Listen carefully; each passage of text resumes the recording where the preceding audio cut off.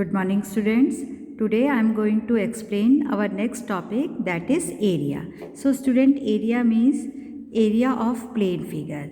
The area of a closed plane figure is the measurement of the region surface enclosed by its boundary. Okay तो area का मतलब होता है the space occupied by an object. Okay suppose this is a rectangle, the rectangle is given, this is the length of the rectangle. ठीक है, this is the length and this is the breadth. Okay so the space occupied by an object is called its area. ठीक है, इनके अंदर की कोई भी object के अंदर की जो स्पेस होती है, जितनी स्पेस को वो ऑक्यूपाइड करता है, that is called the area. Okay, so this is given a rectangle length, this is the length and this is the breadth.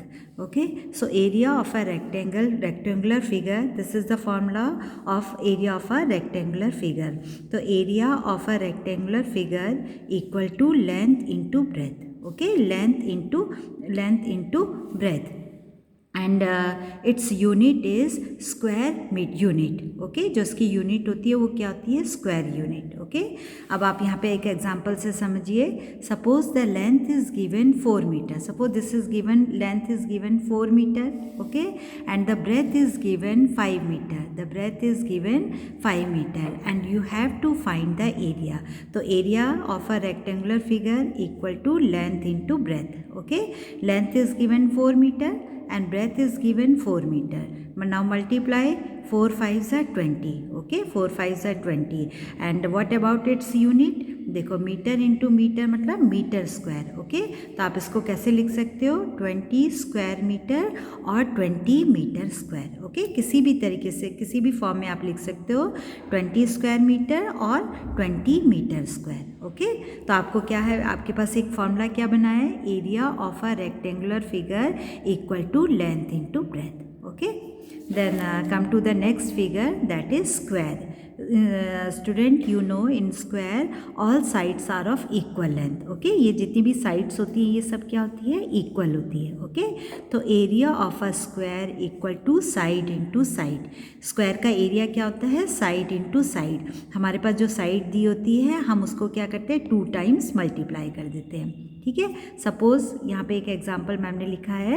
Suppose the side is given, the side of a square is given 5 centimetre and you have to find the area. तो area equal to side into side. Side is given 5 centimetre, तो 5 centimetre into 5 centimetre. Now multiply 5 5s are 25 और centimetre into centimetre मतलब centimetre square. Okay, तो this is the unit of an area, square unit. तो इसका answer क्या हो जाएगा? 25 square centimetre और 25 centimetre square. Clear student? Okay, then come to our exercise 11.2. 11.2. So student, first and second question you have to do it in book. Okay, इसको आपको question को book में करना है. Find the area of the region enclosed by the following figure by counting square. Okay, see the first figure, you have to count the number of square. Okay, आप क्या करोगे? इसमें स्क्वायर को count करो. देखो 1 2 3 4 5 6 7 8 9. Okay, 9 squares are given, they are enclosed. ठीक है, तो 9 स्क्वायर्स आर गिवन, तो it's area is 9 square unit. Okay, तो simply you have to count the number of square. अब देखो इसमें काउंट करो सेकेंड फिगर में 1 2 3 4 5. ओके, तो इसका क्या हो जाएगा? एरिया क्या हो जाएगा? 5 square unit. Then see the third one, count the number of square. तो आपको सिंपल क्या करना है? You have to count the number of square. देखो 1 2 3 4 5 6 7 8 9 10. ओके, तो area 10 square unit. Clear? Then see the next one, count the number of square. देखो 1 2 3. ठीक है, 4. देखो स्टूडेंट, देखो 4 तो आपके कंप्लीट है. यहाँ पे देखो ये पूरा कंप्लीट है, पूरा एनक्लोज्ड पूरा है. 2 3 4. अब इसके बाद देखो 5 और 6 कैसे करके बनेगा? देखो ये हाफ, ये वाला जो स्क्वायर बना ये इसका हाफ है ना. अब इसके हाफ के साथ आप इसका ये वाला हाफ ले लो, तो ये पूरा एक कंप्लीट बन जाएगा.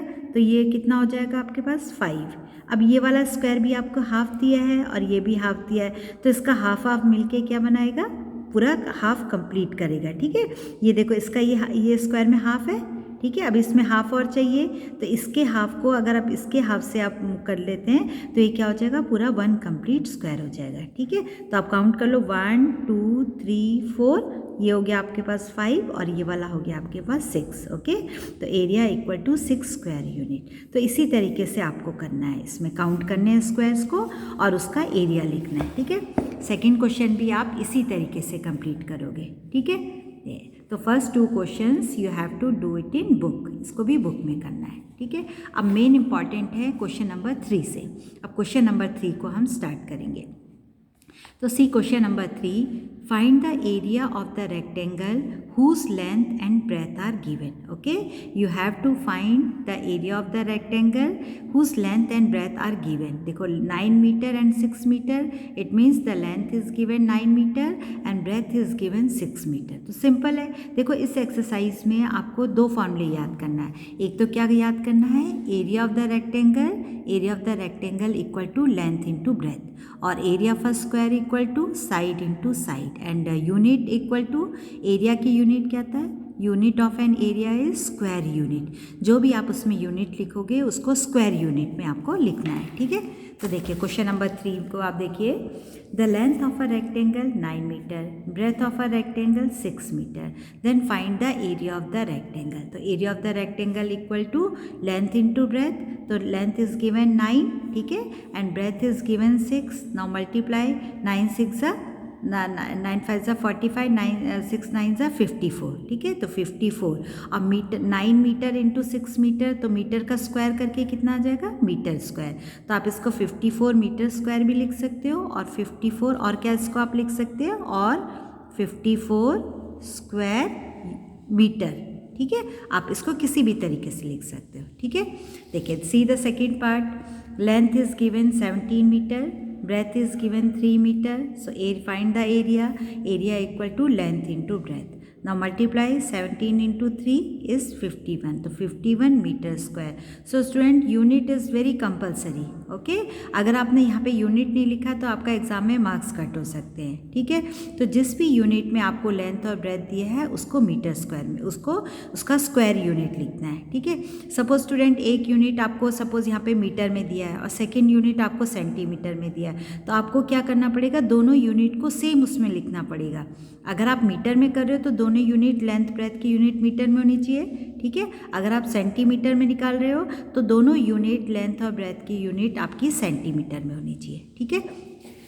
देखो third one, length is 14 metre, breadth is 4 metre, तो area of the rectangle equal to length into breadth, ठीक है। तो 14 इंटू 4 इज 56 और मीटर स्क्वायर, ठीक है। तो 56 metre square is the answer, okay. Then see question number 4. Question number 4 is find the area of the rectangle whose 2 adjacent sides are given. Adjacent side का मतलब क्या है, जैसे आपके पास ये एक रेक्टेंगल है, ठीक है, ये एक रेक्टेंगल है, तो ये वाली साइड और ये वाली साइड ये एडजेसेंट साइड्स होती है। एडजेसेंट साइड का मतलब होता है हैविंग अ कॉमन एंगल या having a common and point, ठीक है। ये दोनों साइड क्या है, एडजेसेंट साइड्स है, ठीक। तो आपके पास जो क्वेश्चन नंबर 4 है, 4 में दिया है कि find the area of the rectangle whose adjacent side. अब आपके पास एडजेसेंट साइड दी है, क्या क्या दिया है, 14 सेंटीमीटर और 23 centimetre. It means 14 centimetre is the length, okay, and 23 centimetre is the breadth. अब आपके पास देखो किस तरीके से इसको करना, सेम फिर वही प्रोसेस है। Length is given, breadth is given, area of the rectangle equal to length into breadth, okay. Length is 14 into 23, तो 14 into 23 is 322। देखो सेंटीमीटर में है दोनों, तो ये कितना आंसर हो जाएगा इसका, सेंटीमीटर स्क्वायर, ठीक है। सेकेंड पार्ट में किलोमीटर में दिया है, तो लेंथ इंटू ब्रेथ किया, 3 4 12 किलोमीटर स्क्वायर। देखो थर्ड में दिया है length is 2 metre but breadth is given 90 centimetre. अब देखो लेंथ तो मीटर में दिया है लेकिन ब्रेथ सेंटीमीटर में दिया है, तो आप पहले ब्रेथ को अगर हम मीटर में निकाल रहे हैं तो हम क्या करेंगे कि ब्रेथ के जो 90 सेंटीमीटर दिया है उसको हम पहले मीटर में कन्वर्ट करेंगे।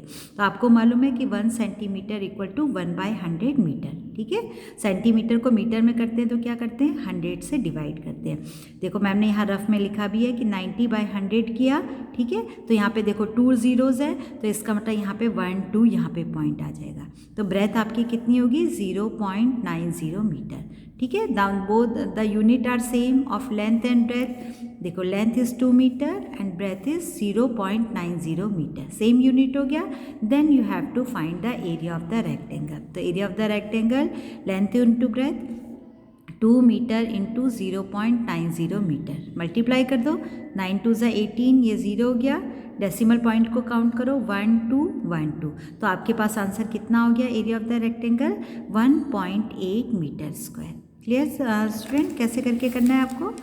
Okay, then see question number 5, find the area of the square whose side are.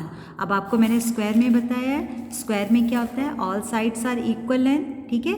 तो area of a square equal to formula क्या है साइड इंटू साइड। आपके पास साइड दी होगी, आप उसको क्या करोगे 2 टाइम्स मल्टीप्लाई कर दोगे, साइड इंटू साइड कर दोगे, ठीक है। Then you get the area of the square. अब आप इसको देखिए क्वेश्चन नंबर 5 को। क्वेश्चन नंबर 5 में आपके पास दिया है the side is given 8 centimetre, ठीक है।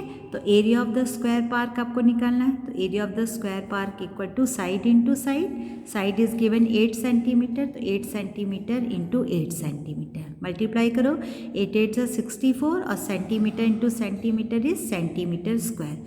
आपको चाहे रेक्टेंगल का एरिया निकालना हो चाहे आपको स्क्वायर का, लेकिन आपकी जो यूनिट है वो स्क्वायर यूनिट होनी चाहिए, ठीक है। देखो सेकेंड पार्ट भी इस तरीके से किया है, साइड आपको 14 मीटर दिया था, एरिया निकालना था, तो 14 into 14 it gets 196 metre square. देखो side is given 2 metre 50 centimetre.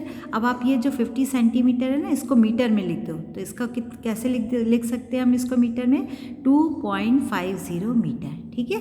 अब आपके पास ये एरिया निकालना है, तो साइड इंटू साइड, तो 2.5 इंटू 2.50 मल्टीप्लाई किया, it comes 6.25 metre square. So student clear?